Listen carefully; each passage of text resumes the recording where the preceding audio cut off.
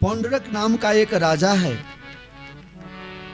वो भगवान का स्वरूप धारण करता है, अपने आप को कृष्ण बनता है।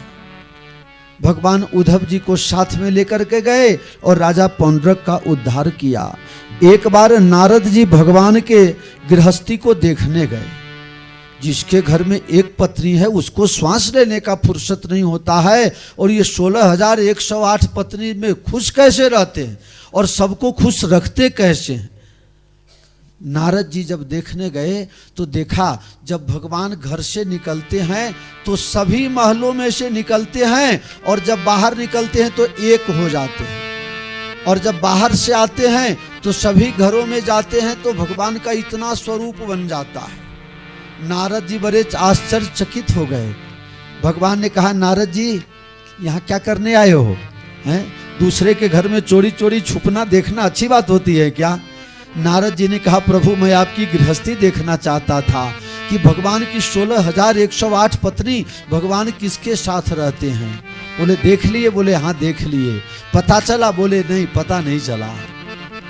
भगवान आप कहाँ रहते हो, किस महल में रहते हो? भगवान ने कहा, ना हम बसामी बैकुंठे बैकुंठे योगी नाम हृदय न च मदभक्ता यत्र गायन्ति तत्र तिष्ठामि नारद। हे नारद, न मैं बैकुंठ में रहता हूँ, न मैं पत्नी के साथ रहता हूँ, न बेटा के साथ रहता हूँ, न मैं योगियों के हृदय में रहता हूँ। बोले कहाँ रहते हो प्रभु? मदभक्ता यत्र गायन्ति, जहाँ मेरे भक्त लोग मेरे नाम का भजन करते हैं, कीर्तन करते हैं, कथा करते हैं, तत्र तिष्ठामि नारद। हे नारद मैं वहीं निवास करता हूँ। आना पवन कुमार हमारे हरि कीर्तन में। आना आना पवन कुमार हमारे हरि कीर्तन में। आप भी आना संग राम जी को लाना, आप भी आना संग राम जी को लाना। आना सब परिवार हमारे हरि कीर्तन में। आना पवन कुमार हमारे हरि कीर्तन में। राधा जी को लाना, श्याम जी को लाना, राधा जी को लाना, श्याम जी को लाना। मुरली की तान सुनाना हमारे हरि कीर्तन में। आना पवन कुमार हमारे हरि कीर्तन में। ब्रह्मा जी को लाना, नारद जी को लाना, ब्रह्मा जी को लाना, नारद जी को लाना। बीना की तान सुनाना हमारे हरि कीर्तन में। आना पवन कुमार हमारे हरि कीर्तन। संतों को लाना, भक्तों को लाना, संतों को लाना, भक्तों को लाना। कीर्तन हरि की सुनाना हमारे हरि कीर्तन में। आना आना पवन कुमार हमारे हरि कीर्तन में। आना आना पवन कुमार हमारे हरि कीर्तन में। आना आना पवन कुमार हमारे हरि कीर्तन में। ध्रुव जी को लाना, प्रहलाद जी को लाना, ध्रुव जी को लाना, प्रहलाद जी को लाना। ध्रुव जी को लाना, प्रहलाद जी को लाना। ध्रुव जी को लाना, प्रहलाद जी को लाना। कर्मा की खिचड़ी खिलाना हमारे हरि कीर्तन में। आना आना पवन कुमार हमारे हरि कीर्तन में। हमारे हरि कीर्तन में, हमारे हरि कीर्तन में। तो भगवान कह रहे हैं कि मैं भक्तों के, जहां हमारे भक्त हमारा गुणगान करते हैं वहां मैं रहता हूं। भगवान के पास गया जी से एक दूत आया। गया से, आप लोग गया गए हो? हाँ, गया जरूर जाना चाहिए। सकल पितृयों को तर्पण श्राद्ध करने के लिए एक बार श्राद्ध पक्ष में गया जी जरूर जाना चाहिए। आप सब लोग मन बनाओ, भाव बनाओ, तो गरुड़ पुराण की कथा वहीं से प्रारंभ करें। क्यों? क्योंकि यहां तो सब आ नहीं पाएगा, यहां सब आ नहीं पाएगा। तो मेरे मन में थोड़ा विचार आ गया कि अगर भक्तों की इच्छा हो जाए तो गरुड़ पुराण की कथा गया जी से ही प्रारंभ करें। आप लोग भी मन बनाना, भाव बनाना, जो आ सको बड़ी अच्छी बात है।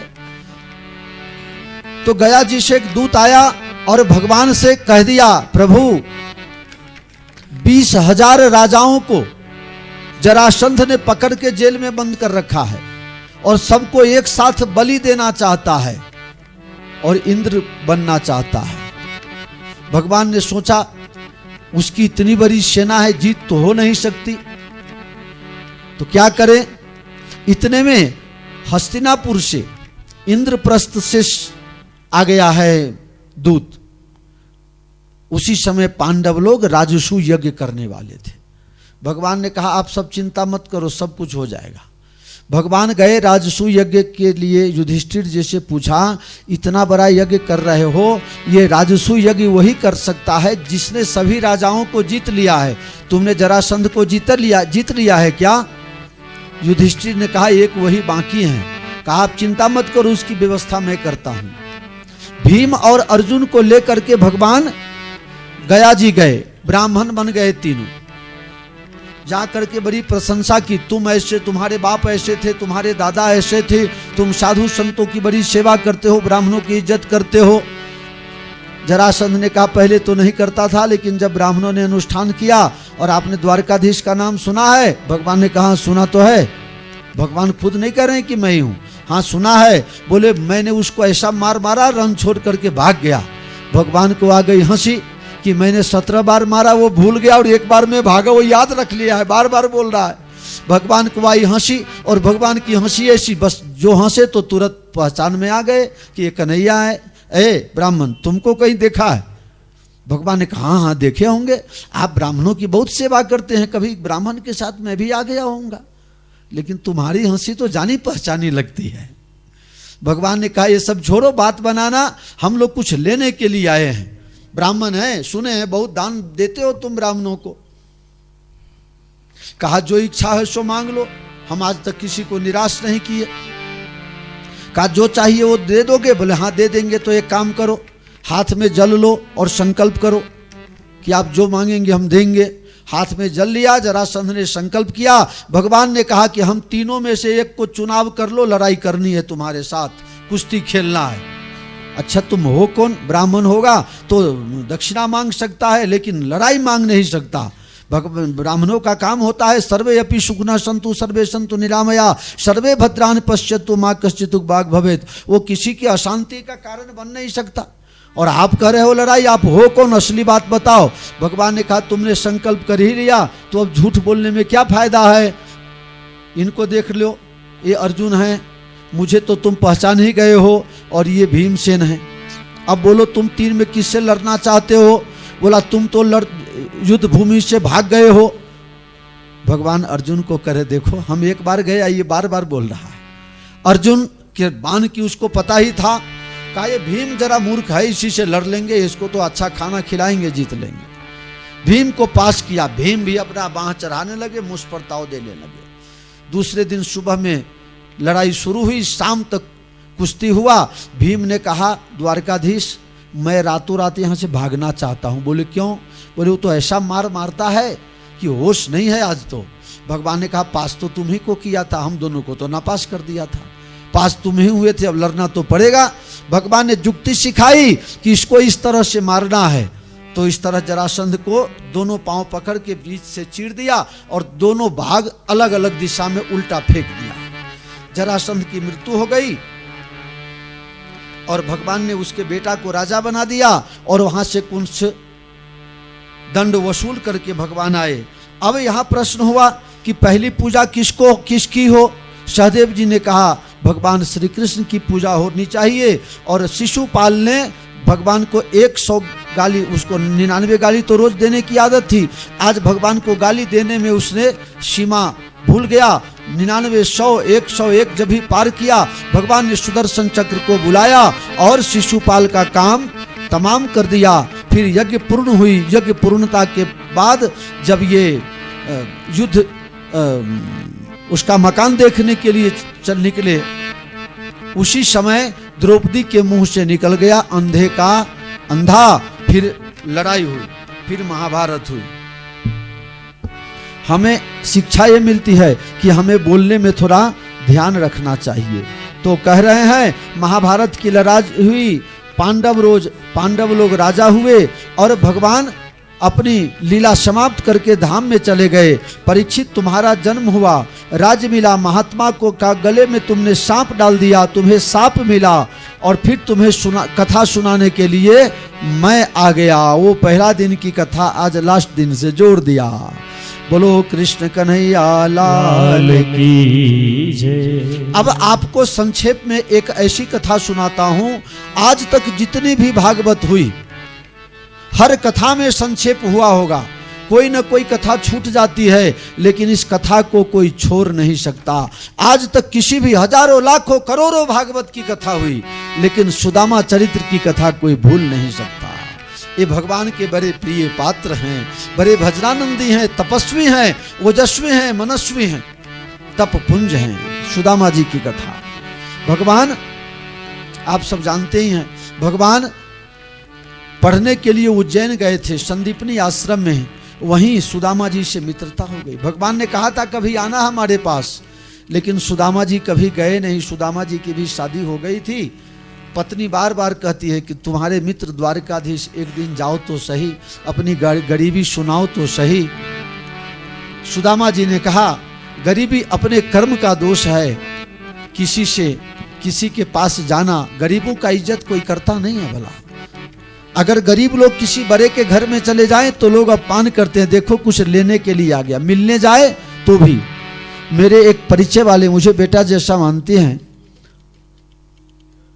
अहमदाबाद में ताराबेन बारोट, जब वो यात्रा में जा रही थी तो बेटी मिलने के लिए आई। जाने समय तो बेटी को मना कर दिया, यात्रा से मिलने के समय नहीं, जाने समय नहीं आना, जब मैं लौट के आऊं तब प्रसाद लेने आना। क्यों? क्योंकि जाने टाइम में आओगी तो लोग ये समझेंगे कि बेटी का पैसा लेके यात्रा करने जा रही है। हाँ, मैं जा करके आऊं तब मुझसे मिलने आना, नहीं तो बेटा नहीं है तो लोग सोचेंगे बेटी पैसा देती होगी, मैं तुम्हारा एक पैसा लेना नहीं चाहती। ऐसे भाव होते हैं। सुशीला जी ने बहुत समझाया, मांगने न जाओ तो कोई बात नहीं, मिलने तो जाओ। चले श्याम सुंदर से मिलने सुदामा, चले श्याम सुंदर से मिलने सुदामा, गाते चले मन में हरे कृष्ण राम। हो गाते चले मन में हरे कृष्ण राम। लोटा वो डोरी कांधे लटकाए, लोटा और चोली वो कांधे लटकाए, तंदुल की पोटली बगल में दबाए, तंदुल की पोटली वो बगल में दबाए। धीरे धीरे पहुँचे, धीरे धीरे पहुँचे द्वारका धाम। चले श्याम सुंदर से मिलने सुदामा, चले श्याम सुंदर से मिलने सुदामा। गाते चले मन में हरे कृष्ण राम। हो गाते चले मन में हरे कृष्ण राम। जाओ द्वारपालों कहो जा हरि से, जाओ द्वारपालों कहो जा हरि से। द्वारे आके मित्र तेरे खरे हैं तेरी से, द्वार आके मित्र खड़ा है तेरी से। आए हैं विप्र एक नाम है सुदामा। आए हैं विप्र एक नाम है सुदामा। गाते चले मन में हरे कृष्ण राम। आने की खबर जब हरि को सुनाए, आने की खबर जब हरि को सुनाए। सोने के सिंहासन छोड़ प्रभु दौड़ आए, सोने का सिंहासन छोड़ के प्रभु दौड़ आए।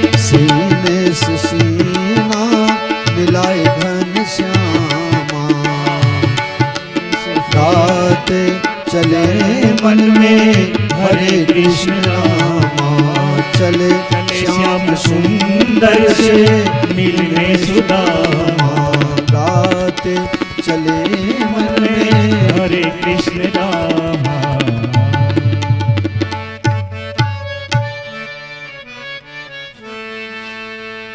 मैंने इसका अर्थ ये निकाला कि अगर पत्नी अच्छी हो, सुशील हो, उस स्वभाव से अच्छी हो, तो अपने पति चाहे उसकी किसी भी परिस्थिति में हो, लेकिन अगर पत्नी अच्छी हो तो पति को सफलता के शिखर तक पहुंचा सकती है।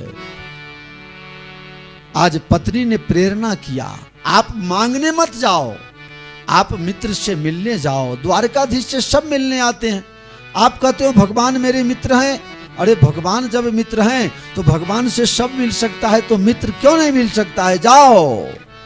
अरे माता पिता, अरे मनुष्य को चाहिए कि गुरु के आश्रम में, कथा कीर्तन में, भगवान के भजन में, मित्रों के घर कहीं जाए तो कुछ खाली नहीं जाना चाहिए, कुछ लेके जाना चाहिए। अब मेरे पास कुछ ले जाने के लिए तो कुछ है ही नहीं।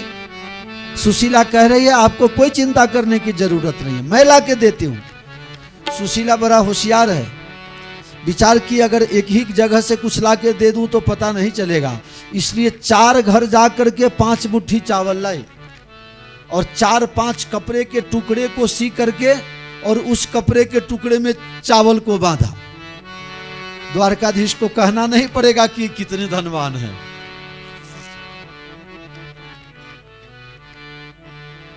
और सब कुछ बताया नहीं जाता, कुछ समझना भी पड़ता है। आप लोगों ने अकबर और बीरबल की कहानी तो बहुत सुनी होगी। बीरबल की जितनी होशियारी आपने सुनी है, बीरबल ने कभी अपने स्वार्थ का काम नहीं किया था, नहीं तो वो राजा से भी बड़ा राजा बन सकता था। बार बार राजा कहते थे अकबर बीरबल तुम्हारा घर दिखाओ ना, बीरबल तुम्हारा घर दिखाओ, एक बार तुम्हारे घर पर जाना है।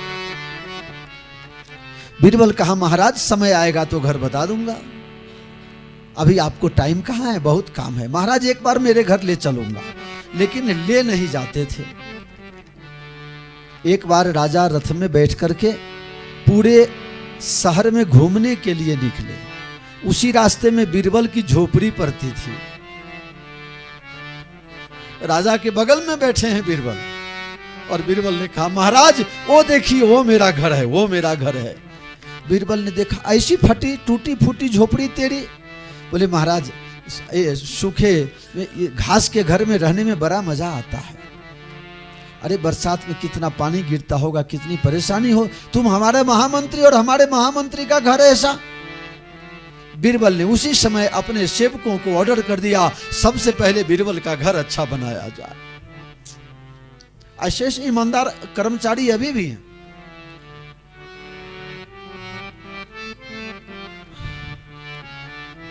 सुदामा जी ने सोचा मांगना क्या, लेकिन सुशीला ने सोचा ये तो मांगेंगे नहीं, कुछ कहेंगे नहीं, लेकिन उनको समझ में आ जाए ऐसा कुछ करना चाहिए। पोटली लेकर के सुदामा चले, जाना था द्वारका, पहुंच गए काशी, गंगा किनारे बैठ गए, पास में 2 रुपया भी नहीं है।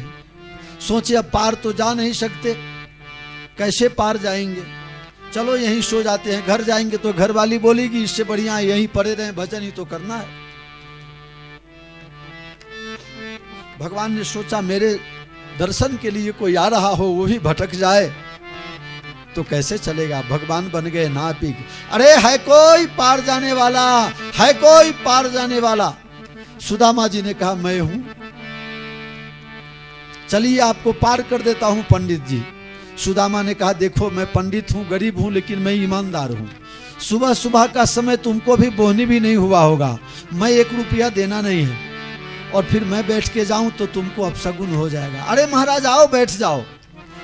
नाविक ने सुदामा जी को नाव में बैठाया, और नाविक पूछ रहा है सुदामा जी से महाराज आप कहाँ रहते हो। बोले पोरबंदर में रहता हूँ। शादी वादी हो गई।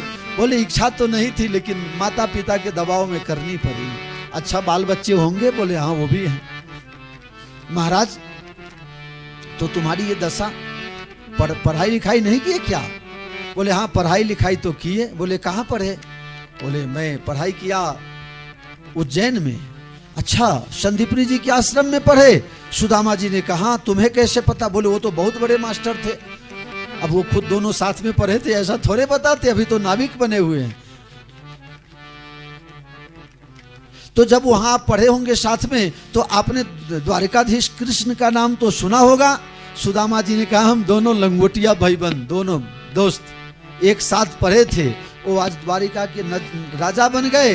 अब ये कर्म का खेल है, मैं वो द्वारिकाधीश बने और मैं तो द्वारिकाधीश से कभी मिलने नहीं गए क्या? तो आपकी गरीबी तो तुरंत समाप्त हो जाती। बोले भैया द्वारिकाधीश तो बड़े दयालु हैं, लेकिन मैं अपनी छोटी समस्या लेकर के क्या जाऊं? 2 टाइम भोजन कर लेते हैं, छोटा सा वस्त्र मिल जाता है, काम भजन हो रहा है, बस यही ठीक है। भगवान ने विचार किया मेरे सुदामा की आदत अभी तक जैसी थी वैसी ही है। अच्छा महाराज आप द्वारिका जा रहे हो द्वारिकाधीश से मिलने, तो उनसे क्या क्या मांगोगे? सुदामा ने कहा भैया वहां जाके मांगना क्या, वो तो दर्शन दे देवे वही बहुत है, दर्शन दे देवे। अच्छा दर्शन नहीं देंगे तो? सुदामा ने कहा ऐसा हो नहीं सकता, हमारा कृष्ण चाहे त्रिलोक का राजा बन जाए लेकिन वो अपने मित्र को नहीं भूल सकता है, दर्शन तो जरूर देगा। भगवान बड़े गदगदित हुए, पार उतार दिया, पार उतार दिया। शरीर की ऐसी दुर्बल दशा है, पांवों में छाले पड़े हुए हैं, चला नहीं जाता है। सुदामा जी ने भगवान से पूछा, वो नाविक भगवान ही थे, दूसरा कोई नहीं, उसको स्पष्ट करके आप लोग समझ लें। भगवान से पूछा सुदामा जी ने कि द्वारका यहां से कितनी दूर है? भगवान ने कहा तुम्हारे शरीर की दशा देख के लगता है कि 1-2 साल में तो कम से कम नहीं पहुंचोगे, और 1-2 साल के बाद जहां पहुंचोगे वहां से वापिस आया नहीं जाता है, मतलब तुम जा नहीं सकते। सुदामा जी ने कहा जो होगा सो देखा जाएगा। एक पत्थर का तकिया बना के और सफेद रेत के अंदर वही नदी के किनारे सुदामा देख सोचा थोड़ा आराम और कर लेते हैं फिर चलेंगे। जब ही आंख खुलती है तो सामने बहुत बड़ा नगर दिखाई देता है। नगर के दरवाजे पर गए, भैया ये कौन सी नगरी? बोले ये द्वारकापुरी है। सुदामा जी सोचने लगे द्वारकापुरी होने का कोई सवाल ही नहीं है, क्योंकि नाविक ने बताया था कि तुम 2 साल में भी पहुंच नहीं सकते। भैया द्वारकापुरी है वो बात तो मान लेता हूं, लेकिन ये बताओ कि यहाँ के राजा कौन है? बोले यहाँ के राजा हैं श्री कृष्ण। बोले वो भी मेरे मित्र का नाम, उन्हीं की द्वारका थी। फिर भी सोचा हो सकते हैं कृष्ण नाम का दूसरा कोई राजा होगा। बोले ये आपके राजा कब से हैं? आपके राजा कहाँ रहते थे पहले? बोले हमारे राजा पहले मथुरा में रहते थे, फिर उन्होंने यहाँ आकर के अपनी राजधानी बनाई। अच्छा तुम्हारे राजा कुछ पढ़े लिखे भी हैं? द्वारपाल ने बताया हमारे राजा जो हैं वो उज्जैन से पढ़े लिखे हुए हैं, संदीपनी जी के पास। अब सुदामा जी को पक्का भरोसा हो गया, उस टेढ़ी टांग वाले ने, इस कालिया ने जरूर कुछ नाटक किया है, समझ गए। एक काम करो, जाके जरा अपने राजा से कह दो मुझे दर्शन दे दो, मैं दर्शन के लिए आया हूं। महाराज आपके जैसे बहुत आते हैं, किसी को कुछ कमी किसी को कुछ कमी। हमारे द्वारिकाधीश की आज्ञा है कोई भी ब्राह्मण साधु आवे उसको जो चाहिए उसको दे देना, तो आपको जो चाहिए आप ले लो। सुदामा जी ने कहा भैया वो आते होंगे, लेकिन मैं लेने नहीं आया हूं, मैं सिर्फ दर्शन करने आया हूं। बोले आप पहचानते हो क्या? द्वारपाल ने पूछा आप पहचानते हो कि पहली बार मिलने के लिए आए हो? बोले पहचानते नहीं है, हम दोनों एक साथ में पढ़े हैं, हम दोनों मित्र हैं। भगवान के सेवक भी बड़े सुशील थे। कहा महाराज अभी राजभोग का टाइम हो गया, भगवान को भोजन करके आराम करने की आदत है, फिर भी आप आए हो तो मैं जाके देख लेता हूं। भगवान अगर विश्राम में नहीं गए होंगे तो आपको दर्शन कराएंगे, नहीं तो 3 घंटा के बाद। अरे द्वारे पालो कहो जा हरि से, मिलने सुदामा गरीब आ गया है। अरे द्वार पालो कहो जा हरि से, मिलने सुदामा करीब आ गया है।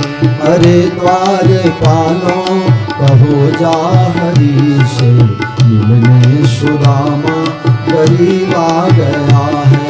अरे द्वार पालो कहो जा हरि से, मिलने सुदामा करीब आ गया है। भटकते भटकते न जाने कहाँ से, तुम्हारे महल के करीब आ गया है।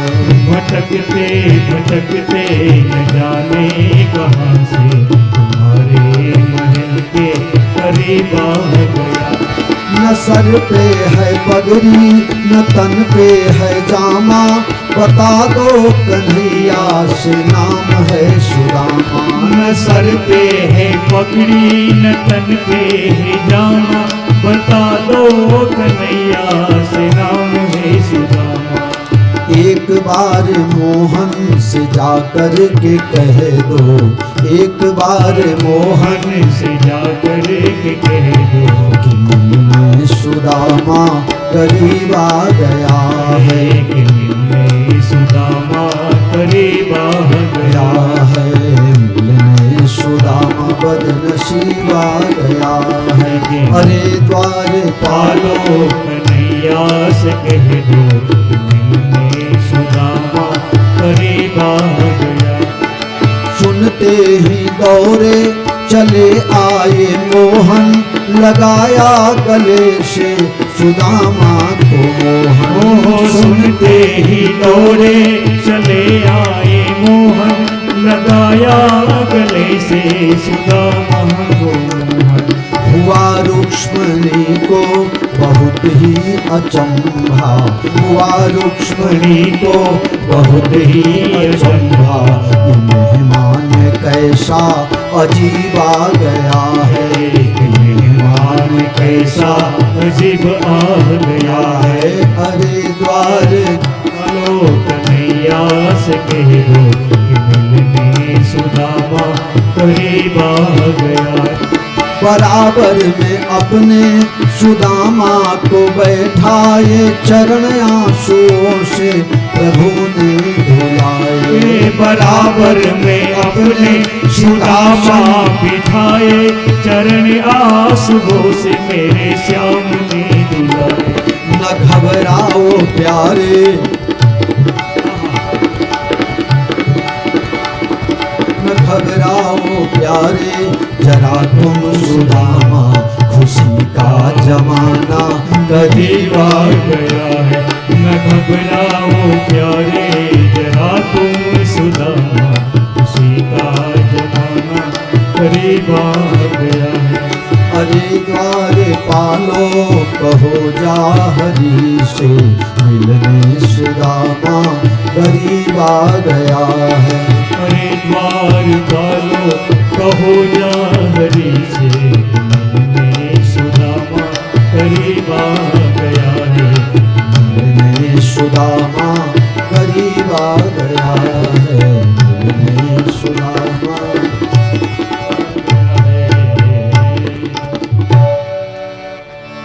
द्वारपाल ने भगवान से जाकर के कहा, प्रभु एक द्वार खलो तुझ निर्बल विप्र, शीश पगा न झगा तन पे। ये कवित नरोत्तम कवि ने बनाया है। शीश पगा न झगा तन पे, प्रभु जाने को वाही बसे के ही ग्रामा।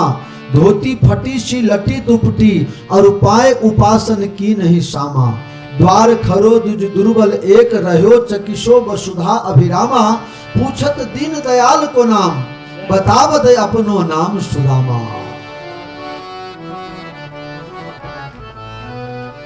भगवान राजभोग करके मुखवास करके विश्राम की तरफ जाने ही वाले थे कि सेवक ने बताया, अब भगवान ऐसे दौड़े, अपने शरीर का भान भूल गए, कहीं बंसी गिरी कहीं पीताम्बरी। भगवान ऐसे दौड़े, ऐसे दौड़े। अब भगवान दौड़े तो भगवान के अंगरक्षक भी दौड़े, भगवान के अंगरक्षक दौड़े तो माताएं भी दौड़ी। अब माताएं दौड़ी तो भगवान के पुत्र भी दौड़े। उस समय सेना का प्रमुख प्रद्युम्न जी थे। प्रद्युम्न जी ने सोचा भगवान की सुरक्षा में ऐसी क्या कमी रह गई, कौन पीछे पड़ गया कि भगवान इतने जोर से दौड़े। तो प्रद्युम्न जी दौड़े, रास्ते में मिल गए बलराम जी। बोले क्या हुआ? बोले पता नहीं बाप पिताजी को क्या हुआ है, दौड़े जा रहे हैं, दौड़े जा रहे हैं। सारी सेना भगवान के पीछे और भगवान ऐसे दौड़ रहे हैं कि अब गिर जाएंगे। जा करके सुदामा जी को उठाया, गले में लगाया, गोद में उठाया और ला करके अपने सिंहासन पर बैठाया। भगवान सुदामा जी के पग प्रक्षालन कर रहे हैं। एक कवि नरोत्तम जी ने लिखा कि पानी परात को हाथ छुओ नहीं, नैनन के जल सो पग धोए।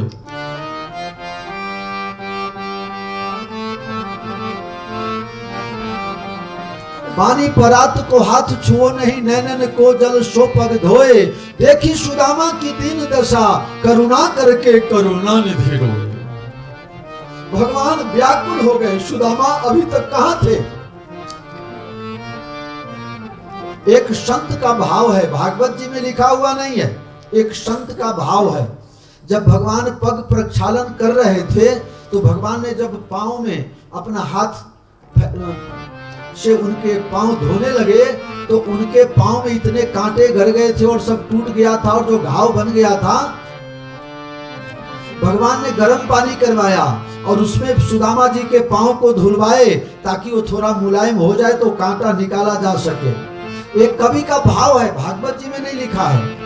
कवि का भाव है कि जब भगवान को हाथ से, उंगली से, नख से जब कांटा नहीं निकाल पा रहे थे तो भगवान ने अपना दांत लगा दिया सुदामा जी के पांव में और दांत से भगवान ने पैर से कांटे निकाले। सुसज्जित किया वस्त्र आभूषणों से, तरह तरह के पकवान भगवान भोजन के लिए लाए। सुदामा जी ने कहा कन्हैया मेरा शरीर तो देखो, इतना सुंदर सुंदर पकवान मेरा शरीर नहीं पचा सकता। जो 2-5 दिन का उपवास किया हो उसको अगर भारी खुराक दे दो तो गड़बड़ी हो जाएगी। उसको हल्का सा दाल भात या मूंग का पानी दिया जाता है। भगवान सुदामा जी ने सादा भोजन स्वीकार किया। भोजन के बाद दोनों मित्र बैठे, महारानियों को बुलाया गया। महारानी सब अचंभित, ये कौन आ गए? सबके सब अचंभित है। रुक्ष्मणी जी ने आके, भगवान ने इशारा किया, रुक्ष्मणी जी ने आके प्रणाम किया। मैं रुक्ष्मणी, श्री कृष्ण पत्नी रुक्ष्मणी आपको प्रणाम करती हूँ महाराज। सुदामा जी ने माथा ऊपर हाथ रख के कह दिया सौभाग्यवती होगा, सौभाग्यवती भव।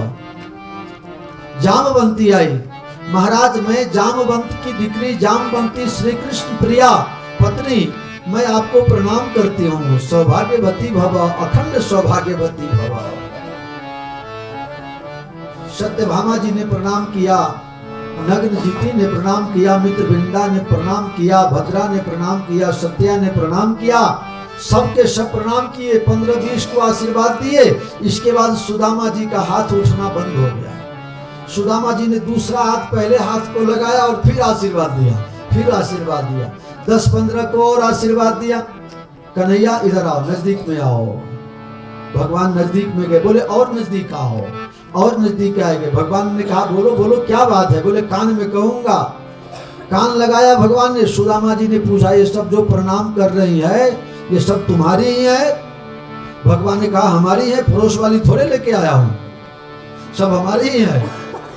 कन्हैया देखो मेरी शरीर की अवस्था देख लो, अब मैं तुम्हारी ये लाइन जो देख रहा हूं 20,000 के आसपास दिख रही है।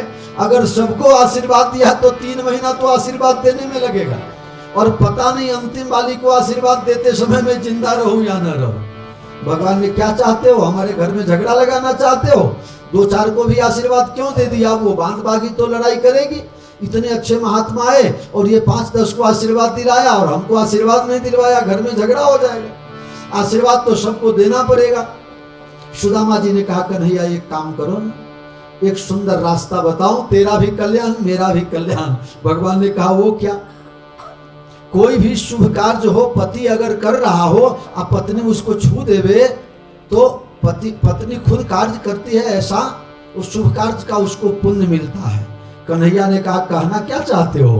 कहना ये चाहता हूं कि तुम आकर के मुझे प्रणाम कर लो और सभी पत्नियों को कह दो एक दूसरे को छू करके लाइन में खड़ी हो जावे, बस जल्दी से जल्दी काम निपट गया। इस तरह से सुदामा जी ने सबको आशीर्वाद दे दिया। बोलो राम कृष्ण भगवान की जय। जय। अब भगवान बैठे, सभी महारानियां बैठी, भगवान के कैसे मित्र, जरा हम भी देखें सुने इन लोगों की कौन सी बात होती है।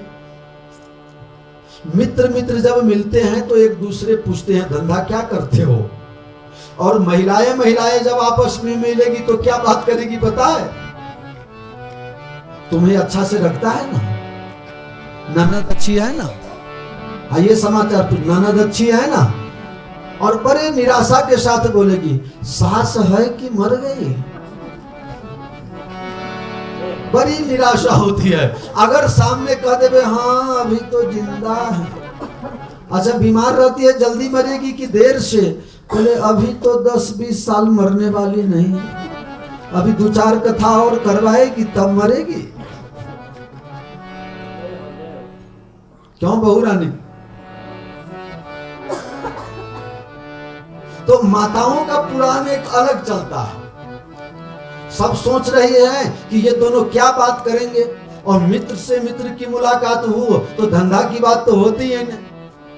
पूछ लिया, सुदामा जी आप रोजी रोटी के लिए क्या करते हो? सुदामा जी ने बहुत सुंदर कहा, मारो धंधो हरि गुण गावानो, मारो धंधो हरि गुण गावानो, गावानो घबरावानो, गावानो घबरावानो, गावानो घबरावानो, हरि गावानो घबरावानो, मारो धंधो हरि गुण गावानो, मारो धंधो हरि गुण गावानो, मारो धंधो धिक धिक चाले छे, मारो धंधो धिक धिक चाले छे, मारो धंधो धिक धिक चाले छे, मारो धंधो धिक धिक चाले छे, एमा खोट कदी ना आवे छे, एमा खोट कदी न आवे छे, एमा लाभे लाभ थवानो, एमा लाभे लाभ थवानो, एमा लाभे लाभ थवानो, थवानो थवानो, मारे धंधो हरि गुण गावानो, मारे धंधो हरि गुण गावानो, मारो धंधो हरि गुण गावानो। मारो धंधो हरि गुण गावानो। बस कन्हैया मैं तो भजन का व्यापार करता हूं और कोई काम नहीं है। कन्हैया ने कहा वो तो आपके शक्ल से मुझे पता चल गया, लेकिन मैं ये पूछना चाहता हूं कि शादी विवाह की कि नहीं? जब साथ में पढ़ते थे तब मना कर दिया था कि हम तो बड़े होकर के भजन करेंगे, शादी नहीं करेंगे, तो फिर शादी विवाह किया कि ऐसे ही रह रहे हो? कन्हैया मेरे शादी से तेरे को क्या लेना देना? तुमने 16,108 शादी की तो एको बार मुझे बुलाया? कहा महाराज सब ऐसे ही हुआ, सुबह में पता नहीं और शाम में तो आ जाती थी, दोपहर तक पता नहीं और शाम में तो आ जाती थी। एक भी शादी अच्छे से हुई नहीं महाराज, निमंत्रण पत्र छपा ही नहीं और आकर के सब बैठ गई माथे। तो महाराज बताओ तुम्हारी शादी हुई कि नहीं? इच्छा तो नहीं थी लेकिन माता पिता के दबाव में करनी पड़ी। अच्छा तो बच्चे भी होंगे? बोले हाँ वो भी हैं। आज तो धंधा करते हो भजन का, तो वो सब खाते पीते क्या हैं? बोले भगवान कहीं ना कहीं से दे देते हैं, बस अपना गुजारा कर लेता हूँ। भजन होता है वही बड़ी बात है, सांसारिक संपत्ति हो या न हो, कन्हैया तेरे भजन की पूंजी जिसके पास है उसका योगक्षेम वहां में हम तुमने संकल्प किया है तो कहीं ना कहीं से भेज देते हो, गुजारा चल जाता है। अच्छा भाभी क्या करती हैं? भाभी अच्छी है? सुदामा जी ने कहा बार बार भाभी को क्यों याद करते हो, हम यहाँ आए तो हमारी बात करो, भाभी को बड़े याद कर रहे हो। कन्हैया ने कहा सुदामा जी भाभी का मतलब जानते हो, भाभी का मतलब होता है माँ। भाभी का मतलब माँ होता है। मतलब तुम्हें माँ से क्या चाहिए, तुम्हारे पास तो सब कुछ है। बोले माँ का ये स्वभाव है, बेटा के पास चाहे लाखों करोड़ों अरबों की संपत्ति हो, लेकिन आज भी नए वर्ष के दिन जब मुकेश अनिल दोनों भाई कोकिला बहन का पांव छूते हैं तो उनको 11 रुपया शगुन का आज भी वो मां देती है। मतलब ये है कि भाभी अगर घर पर होगी तो मेरे लिए कुछ न कुछ प्रसादी जरूर भेजा होगा। मेरे कहने का मतलब ये है कन्हैया, तूने वृंदावन में तूने बहुत लीला की, बहुत चोरी की, बहुत मक्खन खाए, तो कभी वृंदावन की याद नहीं आती? कन्हैया करें वृंदावन की याद तो बहुत आती है, लेकिन मेरी भाभी ने मेरे लिए क्या भेजा है वो तो दिखाओ। कुछ न कुछ तो भेजी होगी। कन्हैया तुम कैसे हो, अपने हाथ से मामा को मार दिए, पुतना मौसी को मार दी। कन्हैया ये सब याद आती है तो दुख होता है। बोले ये याद आती है या ना आती है ये बात छोड़ो, मेरी भाभी ने क्या भेजा है। अब सुदामा जी विचार कर रहे हैं, इनकी इतनी बड़ी बड़े घर की बेटी इनकी बहू बन के आई है, सब लाखों करोड़ों की माल मिलकत वाली, और मैं 5 घर का मांगा हुआ चावल कैसे बताऊं, भला कैसे निकालूं। कन्हैया उसी पर अड़े हुए हैं कि भाभी ने क्या भेजा। सुदामा जी ने कहा कन्हैया तुम्हारी पत्नियों को मैं बताना चाहता हूं कि तुम छोटे थे तो कैसे थे। बोले ये सबको सब पता ही है। सभी महारानियों को संबोधित करते हुए सुदामा जी ने कहा रुक्ष्मणी जी, सत्यभामा जी, आप सबको पता है आपके श्रीमान जी छोटे थे तो कैसे थे।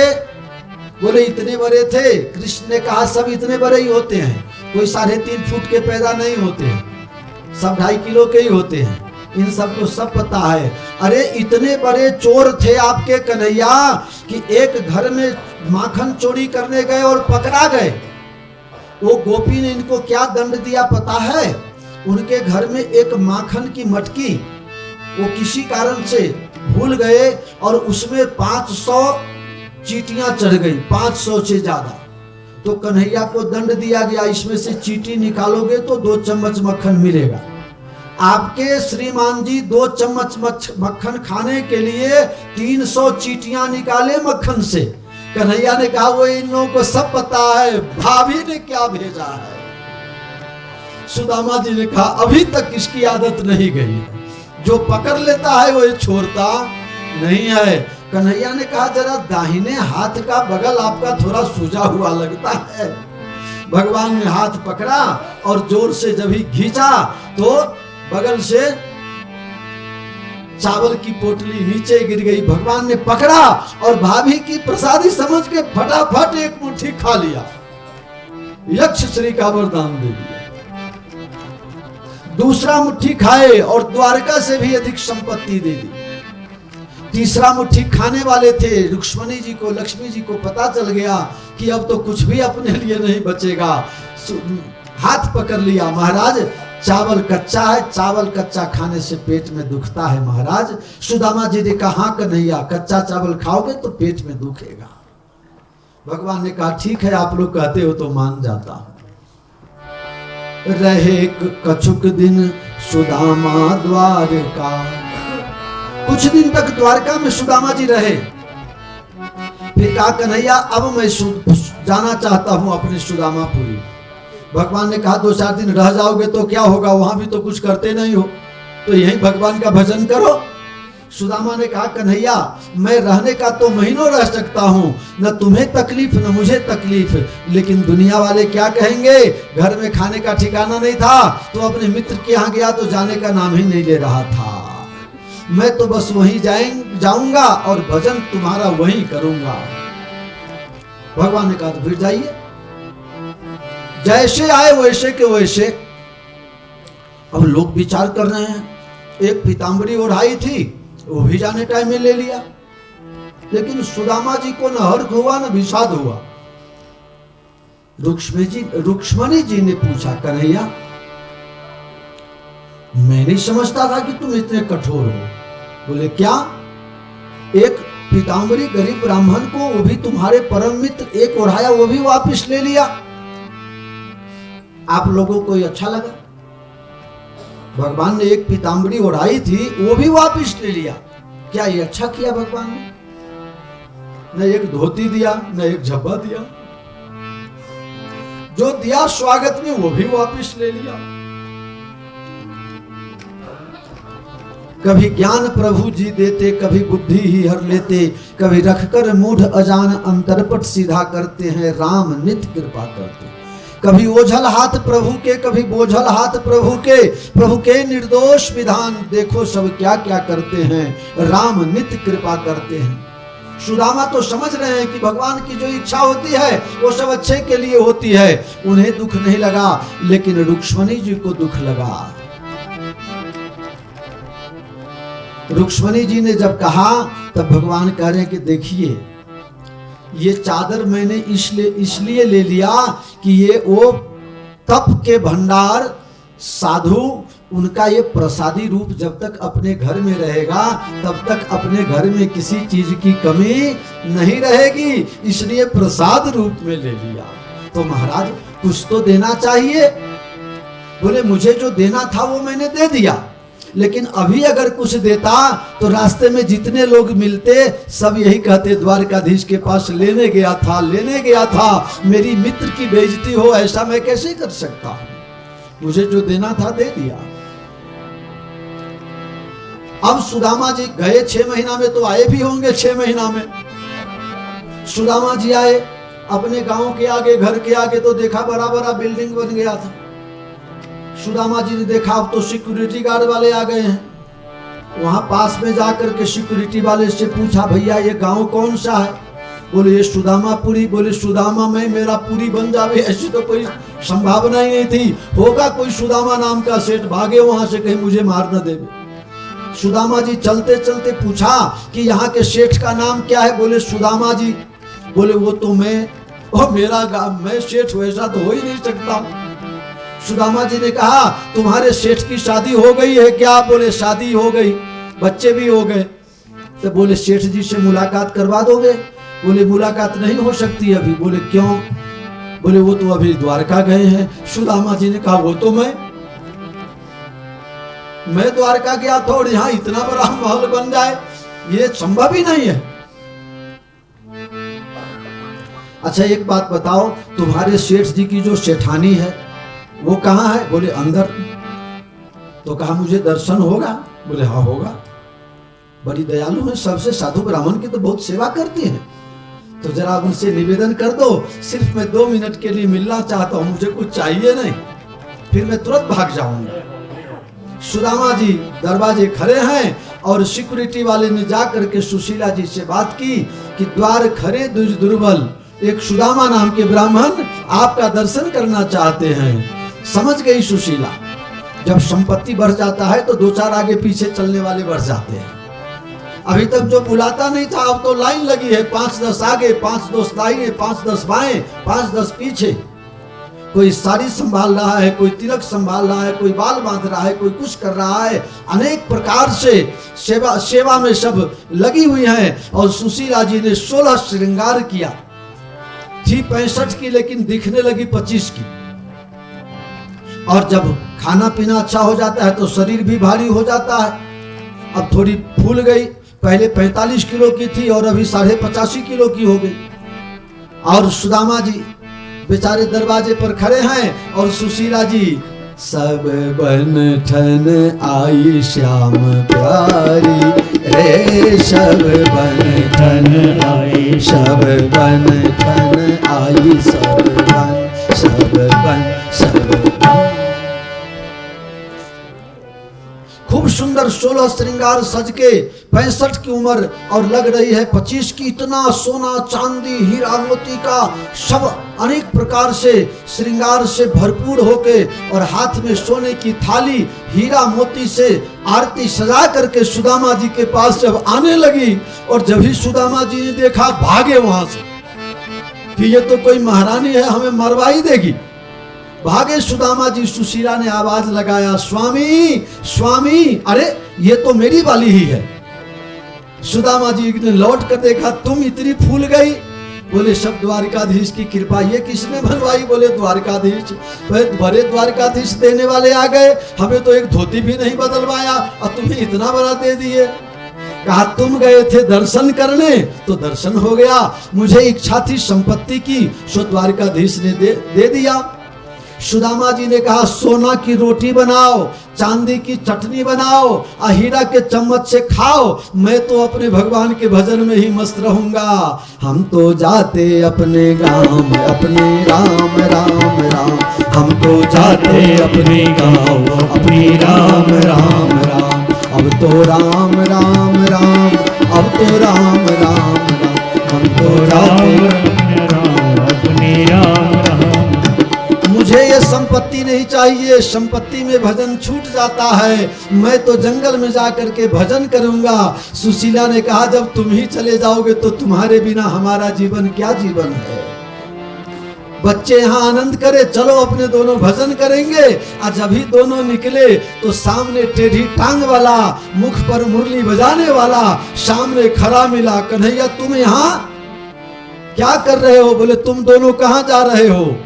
बोले बस भजन करूंगा तुम्हारा। मूर्खता मत करो, संपत्ति में भी भजन किया जाता है। खूब दान करो, पुण्य करो, अपने स्वरूप का ध्यान रखो, कुसंग से बचो तो गृहस्थी में रह करके भी अच्छा भजन हो जाता है। सुदामा जी ने कहा जैसी तुम्हारी इच्छा, जय द्वारिकाधीश। बोलो सब लोग जय द्वारिकाधीश।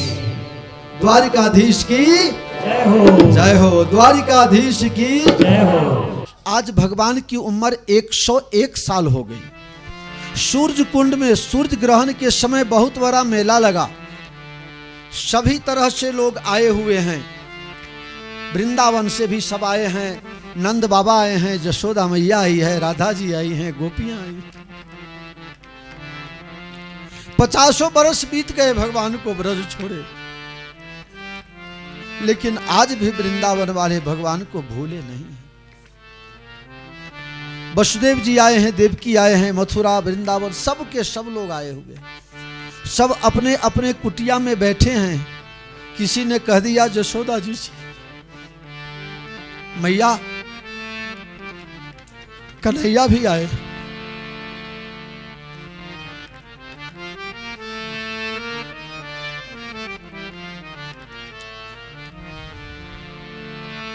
कन्हैया जिस दिन से गए मैया ने कुछ खाया नहीं है अभी तक, कान से सुनाई नहीं देती, आंख से दिखाई नहीं देती, हाथ में डंडा लेकर के माता जशोदा भटक रही है।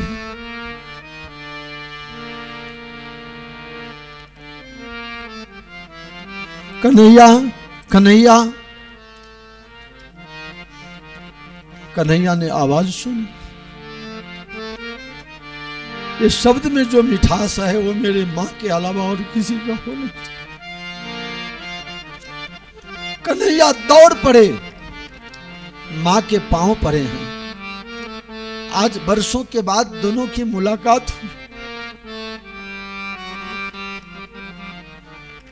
मां कन्हैया को गोद में बैठा कर भगवान ब्रजवासियों से सबसे मिले, नंद बाबा से मिले, वसुदेव देवकी से मिले, सबसे मिले। सबों को बड़े सुख की प्राप्ति हुई। सब अपने अपने कुटिया में बैठे थे। भगवान सबके मन की बात को जानते हैं।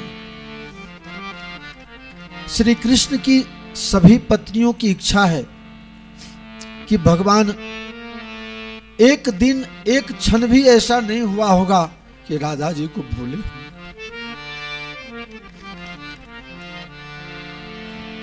कृष्ण पत्नियों की इच्छा हुई कि उस राधा का दर्शन करें। कन्हैया के पास आए, हम सब राधा जी का दर्शन करना चाहती हैं। भगवान ने कहा ठीक है, जाइए मिलके आइए।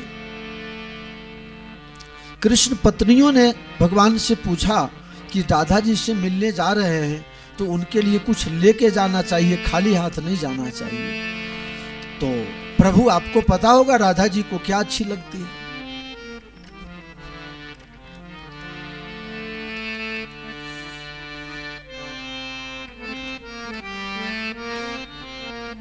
भगवान ने कहा राधा जी को गर्म दूध बहुत पसंद है। भगवान की सभी पत्नियां गर्म दूध हाथ में लेके और राधा जी से मिलने गई। 7 ड्योढ़ी को पार करने के बाद सहज स्वरूप बिना किसी श्रृंगार के जगत जननी का ऐसा दिव्य दर्शन। तेज पुंज उनके माथे से सूरज के समान चमक निकलती थी। आंख मीचने लगी सभी। बहुत देर तक गृहस्थी की चर्चा हुई। राधा जी ने सबसे पूछा, कृष्ण पत्नियों से, श्री कृष्ण तुम सबसे प्रेम करते हैं? तुम लोग उनका भजन करती हो? यही भाव था। राधा जी ने कोई इधर उधर की बात नहीं। भगवान का प्रेम तुमको मिलता है और तुम सब लोग भगवान का भजन करती हो? सब ने कहा हां। प्रणाम करके चलने लगे। एक सत्यभामा जी ने कहा कि आपके लिए हम लोग कुछ ले करके आए हैं। बोले क्या लेके आए हो? बोले हम लोग आपके लिए गर्म दूध लेकर के आए हैं। राधा जी ने कहा आप सब मुझे माफ करना, हम दूध नहीं ले सकते।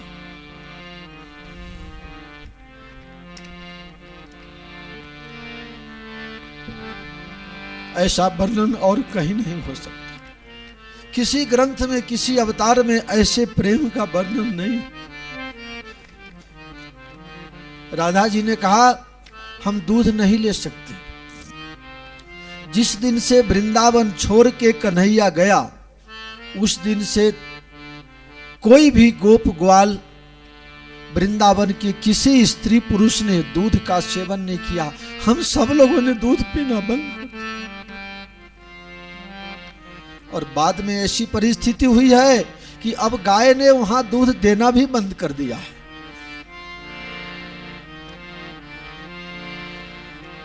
सत्यभामा जी के मुंह से निकल गया, लेकिन ये गर्म दूध तो कन्हैया ने आपके लिए भेजा है। कन्हैया ने भेजा है।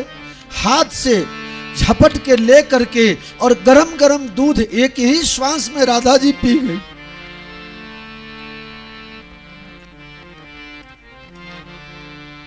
सब लोग भगवान के पास आए तो यहां देखा भगवान के पांव में बड़े बड़े छाले पड़े हुए हैं। कोई फूट गया है, पानी निकलता है, कोई फूट गया है, खून निकलता है। रुक्मणी जी ने कहा प्रभु हम लोग जब राधा जी से मिलने गए तो आप कहां गए थे? पांव में इतने बड़े बड़े छाले पड़ गए। कहा हम तो कहीं नहीं गए। तो ये छाले, बोले ये सब आपकी मेहरबानी, आपने राधा जी को गरम गरम दूध पिला दिया। राधा जी के हृदय में मेरे चरणों का वास है, उसी से मुझे छाला पड़ा। सबको बड़ा आश्चर्य हुआ है। भगवान ने उसी समय सबको कहा आप सब आंख बंद कीजिए। आंख खोल के जब देखता है तो एक तरफ राधा, एक तरफ कृष्ण। बोलो श्री राधा कृष्ण भगवान की जय। सबने देखा, अपने अपने आंख को खोल खोल के देखा तो सबको वहां 2 मूर्ति दिखाई दे रही है, एक राधा की, एक कृष्ण की। कभी राधे में कृष्ण, कभी कृष्ण में राधा दिखाई दे रहा है। गिराय रथ जल बीच सम, गिराय रथ जल बीच सम, कहियत भिन्न न भिन्न। जैसे वाणी और वाणी का अर्थ एक होता है, इसी तरह से राधा और कृष्ण दो स्वरूप होते हुए दोनों एक हैं। दोनों में कोई अंतर नहीं है, दोनों एक हैं। द्रौपदी जी से मुलाकात हुई। किसी भी तरह से आप भगवान के साथ संबंध जोड़ लेंगे तो भगवान हर संबंध को निभाते हैं। हमारा आपका भगवान के साथ अनेक संबंध है। परीक्षित जी को कह रहे हैं सुखदेव जी, परीक्षित, भगवान से, श्री कृष्ण से तुम्हारे कई नाते संबंध हैं। माता के गर्भ में वही रक्षा किए, जो सुभद्रा थी वो तुम्हारे, सुभद्रा जी के, अर्जुन ने सुभद्रा जी के साथ शादी की थी, तो तुम्हारे मामा के भी मामा हुए। भस्मासुर की कथा आती है। आजकल दुनिया में बहुत भस्मासुर है अशोक भाई, पहले एक था, अभी बहुत भस्मासुर है। भस्मासुर ने तपस्या की, ब्रह्मा जी ने वरदान दिया, जिसके सिर पर हाथ रखो वही जल के भस्म हो जाएगा। शंकर भगवान और ब्रह्मा जी दोनों ने आशीर्वाद दिया। अब उसने सोचा प्रयोग तो करना चाहिए कि ये सही है कि नहीं है। सामने देखा पार्वती जी को बैठा हुआ। भस्मासुर ने कहा, महाराज इतनी सुंदर पत्नी लेके तुम क्या करोगे, तुम तो भजन करने वाले हो, ऐसा करो पत्नी हमको दे दो, और नहीं दोगे तो माथे पर हाथ धर दूंगा। अब शंकर जी के माथे पर हाथ धरने का प्रयत्न करने लगा। शंकर भगवान भागे। शंकर भगवान भागते भागते बहुत दूर तक भागे। बोले अब क्या होगा। पार्वती जी ने कहा, देख तेरे को मेरे साथ शादी करनी है ना। बोले हाँ, तो एक काम करो, तुम एक हाथ माथे पर धरो, एक कमर पर धरो, अगर तुम ऐसा नाच मुझे बताओ तो मैं तुमसे शादी कर लूं। जब ही अपना हाथ अपने माथे पर रखा, जल करके भस्म हुआ। इसका मतलब ये होता है, जो तुमसे शक्ति पा करके, बल पा करके, सहयोग पा करके बड़ा होता है, वो कामना पहले तुम्हारे मरने की करने लगता है।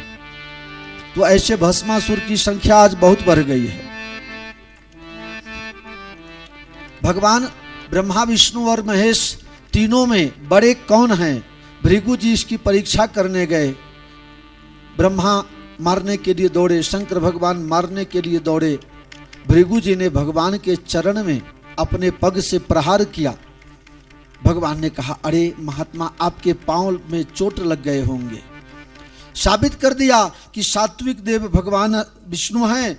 इस तरह आज एकादश स्कंध की कथा हम प्रारंभ करते हैं। कृष्ण भगवान ने अपने पुत्रों को उपदेश दिया, बेटा तुम लोग बहुत बिगड़ गए हो। पैसा अधिक हो जाए, जुबानी आ जाए, रूप बढ़िया मिल जाए, सत्ता और संपत्ति भी बहुत हो, तो बेटा बिगड़ने के चांस ज़्यादा रहते हैं। आजकल हम लोग सुनने में आया है, लोग शिकायत करते हैं तुम साधु संतों की अवहेलना करते हो। बेटा सब भगवान को छोड़ करके चले गए, बस इनको तो सुबह से लेके शाम तक खाली भाषण देना है, कौन इनका भाषण सुने। सबने कहा एक काम करो, ये रोज संतों की बहुत प्रशंसा करते हैं, तो चलो जरा संतों की परीक्षा लेते हैं। प्रभास क्षेत्र में गए और वहां देखा तो सप्तऋषि आए हुए थे, विश्वामित्र, असित, कण्व, दुर्वासा, भृगि, अंगिरा, कश्यप और वामदेव। शाम्ब को, जो जामवंती के पुत्र हैं, उनका नाम शाम्ब है, उनके पेट में कपड़ा उपड़ा लपेट दिया, गर्भवती महिला जैसे दिखावा हो गया, और जाकर के महात्मा लोग बैठे थे वहां कहा, देखिए तो इसके पेट में क्या है, बेटा होगा कि बेटी। महात्माओं ने देखा हमारा ये उपहास करने आया है, और देखा तो बोला न बेटा होगी न बेटी होगी, कोई औलाद नहीं होगी, इसके पेट से मूसल निकलेगा, मूसल, और वही मूसल तुम्हारे नाश का कारण बनेगा। भगवान ने सोचा अब सब के सब जाने वाले ही हैं, समय आ गया है। पता चला नारद जी वसुदेव जी को सावधान करने गए कि अब आप भगवान से पहले चले जाइए, नहीं तो आपको बहुत दुख होगा। कहा कि नारद जी से वसुदेव ने प्रश्न पूछा, महाराज भागवत क्या है, भागवत धर्म क्या है? भगवान का हो जाना यही भागवत धर्म है, भगवान का हो जाइए। बोले भगवान का कैसे हो जाएं? बोले ये मैं आपको बताऊं, इससे बढ़िया है नव योगेश्वर ने जनक के साथ संवाद की थी, उसको सुन लीजिए। भगवान से इन किन प्रकार जुड़ जाना ही भागवत है। भगवान की वस्तु को भागवत कहते हैं, भगवान के रहने के धाम को भागवत कहते हैं, जो भगवान की भक्ति करता है उसे भागवत कहते हैं। और अंदर बाहर इधर उधर सब जगह जित देखूं रे तू ही ने तू, सब जगह भगवान का दर्शन करना, इसको भागवत कहा गया है। 3 वस्तु मनुष्य के जीवन में होना चाहिए, विश्वास, संबंध और समर्पण। भगवान के ऊपर विश्वास कीजिए, भगवान के साथ कोई संबंध जोड़ लीजिए और भगवान के नाम पर समर्पित हो जाइए, बाकी सब उसके हाथ में है। इस तरह से वर्णन किया है। वसुदेव जी ने पूछा कि माया का स्वरूप क्या है। बोले माया का 3 स्वरूप है, महासरस्वती, महालक्ष्मी, महाकाली। ये किसी को छोड़ती नहीं है। गोविंद के शरण ग्रहण कर लेने से माया छूटती है। एक हाथ में आपको कुछ पकड़ा हुआ है आपने, तो दूसरी वस्तु आपको पकड़ना हो तो हाथ में से पहली वस्तु छोड़नी पड़ेगी। जो गोविंद के शरण ग्रहण कर लेते हैं, माया उनके ऊपर प्रभाव नहीं देती। और माया 2 प्रकार की होती है, एक विद्या और दूसरी अविद्या। विद्या वो है जो भगवान से जोड़ती है और अविद्या वो है जो मनुष्य को माया में डालती है। माया को समझना है तो समझ लीजिए, थोड़ा सा ही है, बहुत बड़ी बात नहीं है। मैं अरु मोर तोर तय माया, मैं हूं मेरा है, तुम हो तेरा है। वास्तव में न मेरा है न तेरा है, सब कुछ भगवान का है, यहीं का यहीं रह जाता है। हम लड़ते झगड़ते रह जाते हैं। वो जो कुछ भी है उसको उसका सदुपयोग करो, क्योंकि मेरा तेरा जो कुछ भी यहाँ हम समझ रहे हैं वो कुछ भी अपने साथ नहीं आना है। साथ आना है प्रभु का भजन, जो तुम्हारा है असली। तो माया का अर्थ ही होता है माँ मतलब नहीं, या मतलब है। जो है वो दिखता नहीं, जो नहीं दिखता है वो है नहीं। इसी का स्वरूप माया का स्वरूप है। देवता लोग आए भगवान से प्रार्थना करने, प्रभु अब आपको धाम में चलना है। भगवान ने कहा मैंने सभी तैयारी कर ली है। उद्धव जी को पता चला भगवान अपने धाम में जाने वाले हैं, दौड़ते दौड़ते आए। प्रभु आप चले जाओगे? भगवान ने हम कहा हम न जाते हैं न आते हैं। आवे न जावे जिए नहीं मरते, सो निज पीव हमारा हो। आवे न जावे मरे नहीं जन्मे, आवे न जावे मरे नहीं जन्मे, सो निज पीव हमारा हो। मैं न आता हूँ न मैं जाता हूँ, मैं कभी दृश्य कभी अदृश्य हो जाता हूँ। मैं अगर आना जाना कर दिया तो ये लोगों को आने जाने के चक्कर से कौन छुड़ाएगा। उद्धव जी ईश्वर में मन को लगाइए, संसार से मन को हटाकर प्रभु में लगाइए, यही अनुराग है। सांसारिक माइक वस्तुओं को, बनावटी वस्तुओं से मन को मोड़ लेना, अथवा जो बनावटी वस्तु है, जो नाशवंत वस्तु है, उसमें मन लगा हुआ है, मतलब आप माया के वश में है। उससे अगर छुटकारा, उस वस्तु को आप पहचान लिए तो आपको वैराग्य हो गया। और वही वैराग्य भगवान के चरणों में अगर लग गया तो वही अनुराग हो गया। और जिसको अनुराग है उसको भगवान मिलते हैं। अरे मिलय न रघुपति बिनु अनुरागा, मिलय न रघुपति बिनु अनुरागा, किए जोग जप हम विरागा। वैराग्य 3 प्रकार के होते हैं। एक मरकट वैराग्य, घर में खटपट हुआ, घरवाली से झगड़ा हुआ और तान देने लगे, मैं अभी सब छोड़ करके बाबा जी बन जाऊंगा, तुम क्या समझती हो मुझे। एक ने कहा मैं घर छोड़ के जा रहा हूं बाबा जी बनने के लिए। तो घरवाली पूछी नागा बाबा बनोगे कि नॉर्मल बाबा बनोगे? बोले क्यों? बोले नागा बाबा बनोगे तो सीधे जल्दी चल दो, कपड़े की जरूरत नहीं। और अगर नॉर्मल बाबा जी बनना है तो 2-4 जोड़ कपड़ा पैक कर दूं। बोला 2-4 जोड़ कपड़े पैक कर दो। बोले फिर वापिस तो नहीं आओगे? बोले कभी नहीं आऊंगा। फिर भी एक खाली थैली दे दिया, कहीं शायद पंचायत ऑफिस तक जाते जाते मन में विचार आ जावे कि वापिस आना है तो वहां थोड़ा सब्जी उब्जी लेते आना। पंचायत ऑफिस पहुंचे, वहां 2-4 मित्र मिल गया। बोला भाई तुम सब लोग यहाँ क्यों बैठे हो? बोले घरवाली से सुबह में खटपट हो गई। बोले मुझे भी खटपट हो गई, मैं तो बाबा बनने जा रहा हूँ। मित्र ने हाथ पकड़ लिया, बैठो, घर की इज्जत बाहर करने जा रहे हो, लोग कहेगा बहिरा होती डड़ी ने बाबा बनी गया, ये ना करता चालो बहिरा ना मार खाई ने पण रहवानू तो घर में। तो एक होता है मरकट बैराग, जो महीना में 2-4 बार सबको हो जाता है। हाँ, अब तो मैं छोड़ दूंगा सब, मेरे पास बहुत पैसा है, मैं सब छोड़ के वृंदावन चला जाऊंगा और वृंदावन में ही भगवान का भजन करूंगा, वहीं एक घर बना लूंगा। जाने दो, बच्चे कहना मानते नहीं, बहू कहना मानती नहीं, चलो यहाँ से भागो, छोड़ो, सब पैसा वैसा लेके चल दिए। बेटा फिर बाद में गया, पाँव वाँव पकड़ लिया, मना लिया, तो वहाँ का बनाया खर्चा भी गया, फिर आना तो वहीं पर। ये होता है मरकट बैराग, तुरंत इस डाली से उस डाली पर कूद। दूसरा बैराग्य होता है श्मशान।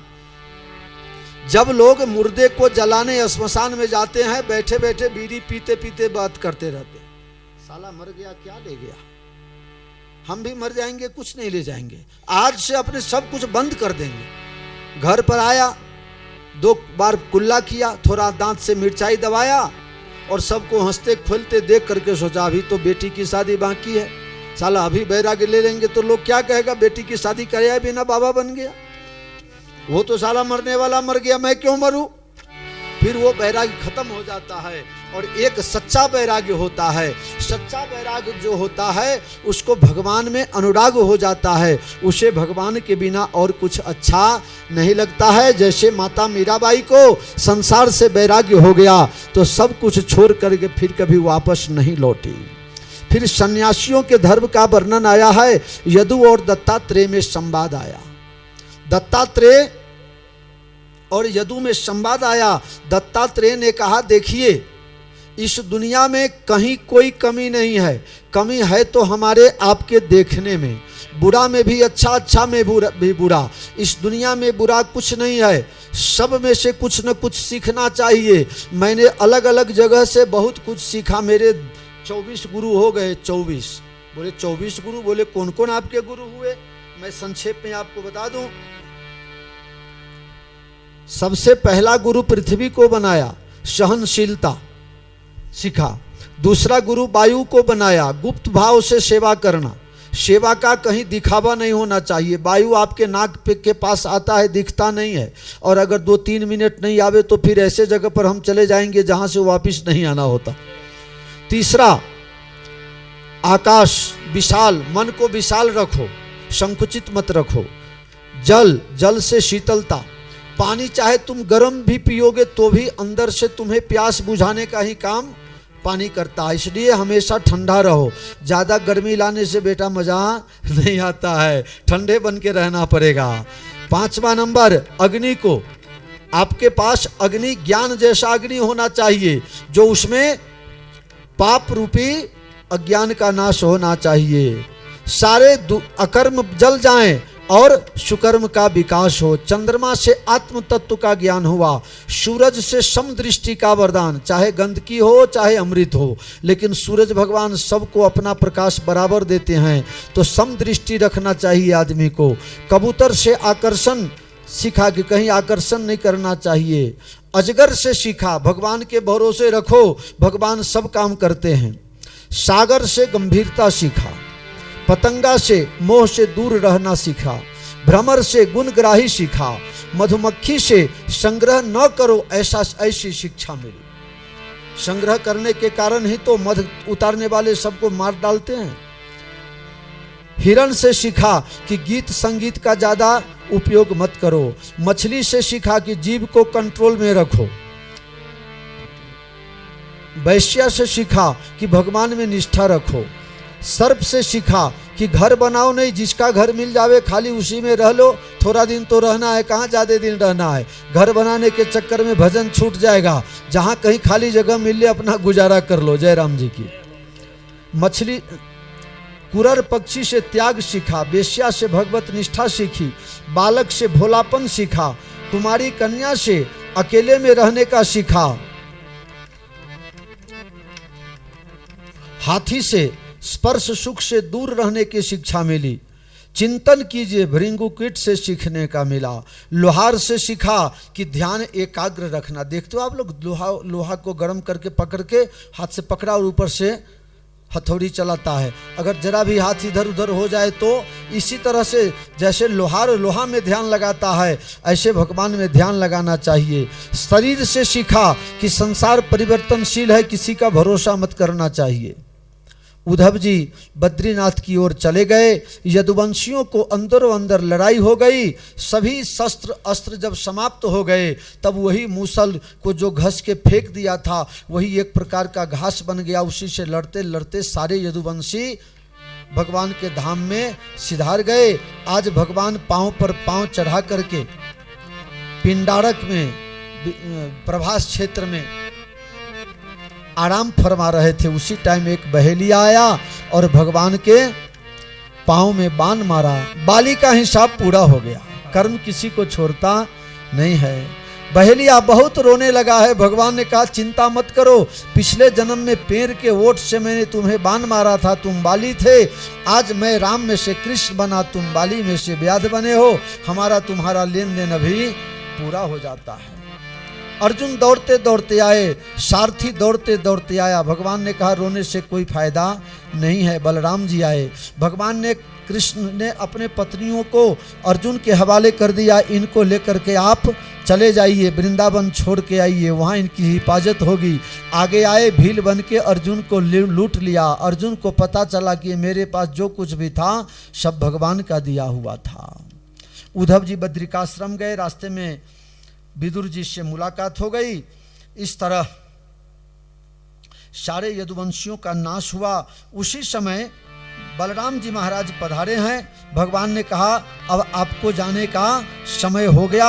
बलराम जी ने शेष नाग का स्वरूप लिया और समुद्र में विलीन हो गए। भगवान सब लोग देखते रह गए और भगवान अपने धाम में चले गए।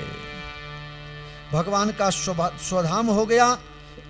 कलयुग का प्रारंभ हो गया। लोग घर में ताला लगाने लगे। कलयुग में बहुत अवगुण है, द्वादश स्कंध में वर्णन है। कलयुग में बहुत अवगुण है। आप सब लोग कलयुग देख रहे हो, लेकिन कलयुग में एक बहुत बड़ा गुण है। आदमी अगर दो काम करे तो उसको कलयुग का कुछ भी प्रभाव असर नहीं करेगा। एक, भगवान के नाम का जप करना, और दूसरा एन केन विधि दिन्हे दान करे कल्याण। कुछ न कुछ प्रतिदिन आप दान कीजिए और भगवान का नाम लीजिए और लेवाइए। आज अंतिम दिन मांगने के भाव से नहीं, एक सत्कर्म के भाव से मैं आप लोगों से निवेदन करूं। मैं अपना जीवन बहुत अच्छे ढंग से जिया हूं। आज तक जगह खरीदी, मंदिर बनाया, आश्रम बनाया, यात्राएं की, सब कुछ हुआ। अब लगभग सब कुछ काम पूरा हो चुका है, लेकिन मेरा एक संकल्प है कि भगवान के नाम का गुणगान आश्रम में होना चाहिए, क्योंकि आश्रम में जो लोग आवे सबको शांति मिलनी चाहिए।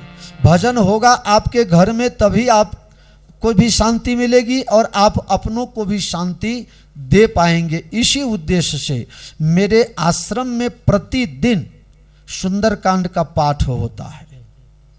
आप लोगों को अच्छा लगा हो तो ताली बजाना। अच्छा लगा सबको? ऐसे तो वर्षों से मैंने 10,000 से ज़्यादा पाठ वहाँ किया है आश्रम में, लेकिन पिछले 2-2.5 साल से अखंड पाठ का नियम है।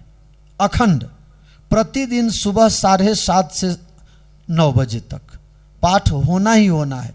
मैं हूँ तो भी, ना हूँ तो मेरा चेला मेरे से बहुत आगे निकल गया हो, सब पाठ होता है प्रतिदिन। तो आप लोगों से यही निवेदन है, घर पर पाठ करवाओगे तो 20-25 हज़ार का खर्चा होगा, शायद ज़्यादा भी हो जावे, लेकिन खाली साउंड लगाओ तो भी 2-4 हज़ार का खर्चा हो जाता है। मेरे यहाँ प्रतिदिन गान बजान के साथ, साउंड के साथ, संगीत के साथ प्रतिदिन सुंदरकांड का पाठ होता है। तो मैं सोचता हूँ कि आप लोगों में किसी की इच्छा हो तो कोई 1 पाठ, कोई 2 पाठ, कोई 5 पाठ, यजमान परिवार में से कम 11-21 पाठ का संकल्प आना चाहिए। लेकिन आपको लगेगा कि तो बहुत बड़ा खर्चा हो जाएगा, बापू बहुत पैसा मांग लेंगे, ऐसी बात नहीं है। मैं खाली टोकन लेता हूँ, टोकन के भाव से। आपको 2500 रुपया सिर्फ देना है एक पाठ के लिए। कितना? एक पाठ के लिए। आपके घर में बच्चों का जन्मदिन हो, माता पिता का पुण्यतिथि हो, आपके लग्न की तिथि हो, या ऐसे राजी खुशी से आप 1 पाठ, 2 पाठ, 5 पाठ, 10 पाठ का संकल्प कर सकते हैं, जो मैं यहाँ से आप लोगों के दक्षिणा के रूप में स्वीकार करूँगा। मैं आज तक जब परिस्थिति खराब थी तब भी मैंने कभी कथा के लिए दक्षिणा तय नहीं किया। अब हमारे सब लोग भी जानते हैं, और आप लोगों से भी निवेदन है, कभी भी कथा करवाओ, हमारे संगीत कार्यक्रम खर्चा और मेरे आने जाने का खर्चा, मेरी कोई दक्षिणा नहीं होती है। इसका आप लोग ध्यान रखना। कभी भी कहीं भी आप लोग बुलाओगे हम आ जाएंगे। तो 1, 2, 5, 10 जिसकी जितनी शक्ति हो, एकाध पाठ का आप लोग संकल्प करना और मुझे बताना, मुझे नाम लिखाना। बोलो सियावर रामचंद्र भगवान की जय। कलयुग का प्रारंभ हो गया। कलयुग में एक ही चीज अच्छा है, भगवान का भजन करिए, नाम लीजिए और जो कुछ बने दान पुण्य कीजिए। सुखदेव जी ने प्रश्न पूछा, परीक्षित अब 7 दिन बीत गया, मरोगे? परीक्षित ने कहा हम जन्म ही नहीं लिए तो मरेंगे क्यों? शरीर जन्मता है और मरता है, हम शरीर थोड़े हैं, हम तो आत्मा है। न मेरा जन्म होता है न मेरा मरण होता है।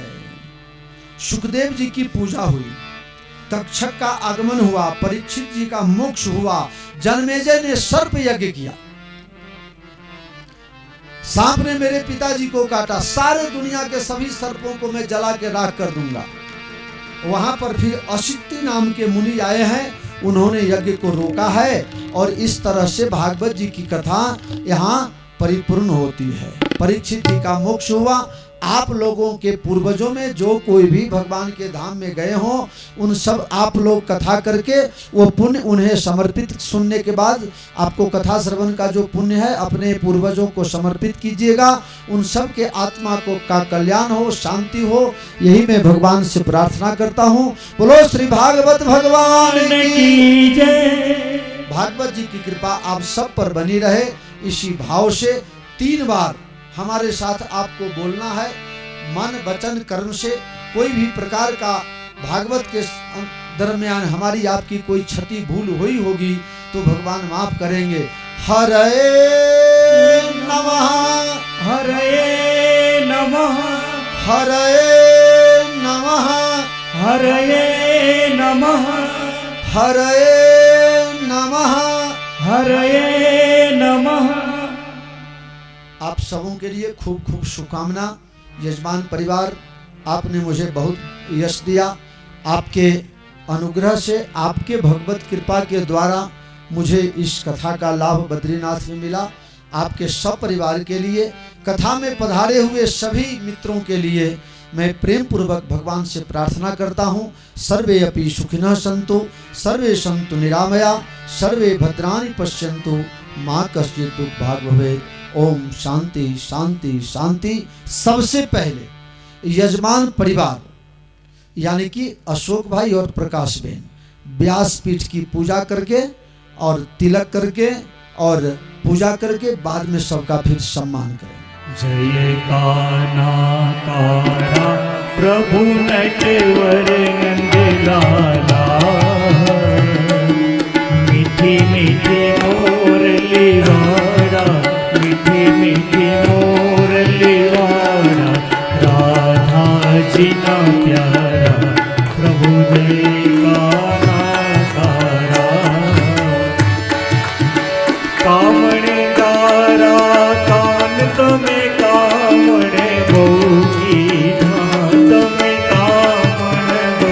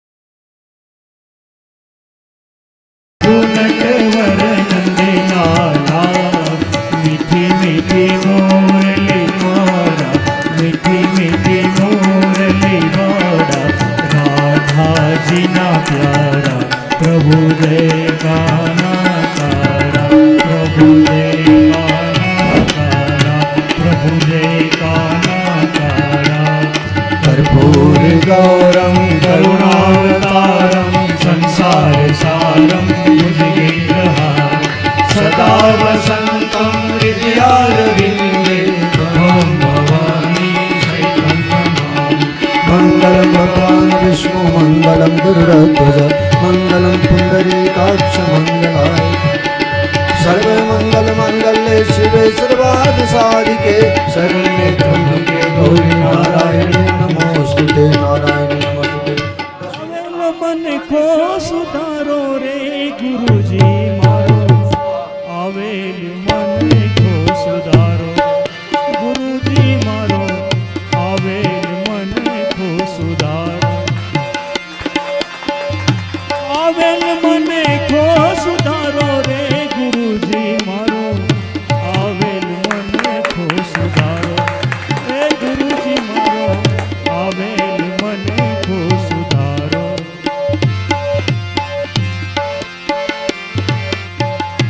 लख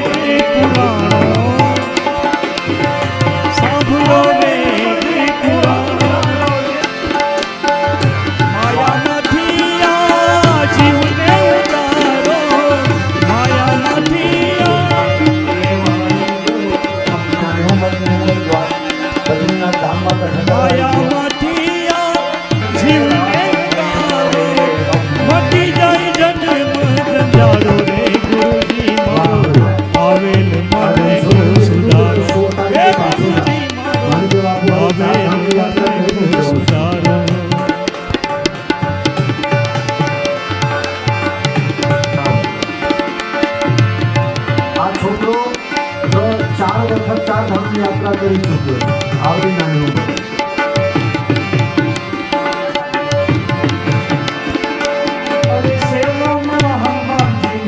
ઉંમરે હવે આપણે પોથી પાઠમાં જે મહારાજ શ્રી બેઠા હતા તે પોથી પાઠવાળા મહારાજ શ્રીનું હવે સ્વાગત થશે.